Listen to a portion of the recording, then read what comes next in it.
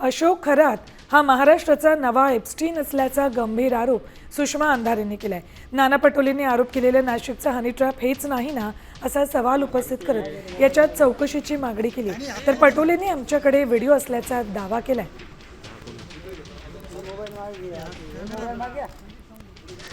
बघा, मागच्या अधिवेशनामध्ये काँग्रेसचे नेते नानाभाऊ यांनी नाशिकच्या हनी ट्रॅपचा उल्लेख केला होता आणि त्यात त्यांनी एका पेन ड्राईव्हचाही उल्लेख केला होता. योगायोगाने ही जी व्यक्ती आहे ही नाशिकमधली व्यक्ती आहे. मग आणि याच्याकडे 58 व्हिडिओ सापडले असं काहीतरी माहिती पुढे येत आहे. मग ह्या व्यक्तीचा आणि त्या सगळ्या हनी ट्रॅपचा काही संबंध आहे का? अनेक अधिकारी आणि मंत्र्यांची नावं त्यात आहेत असंही त्यावेळेला नानाभाऊ पटोले यांनी सभागृहाच्या पटलावर सांगितलेलं होतं. हे सगळं चित्र बघता महाराष्ट्राचा नवा एप्स्टीन आपल्याला समोर येतोय की काय असं वाटायला लागतंय.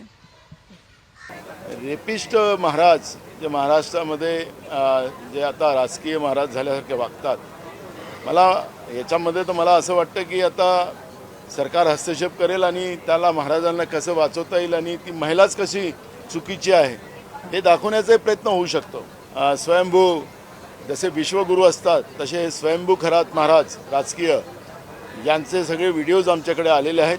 त्यामुळे या सगळ्या गोष्टीवर आम्ही लक्ष देऊन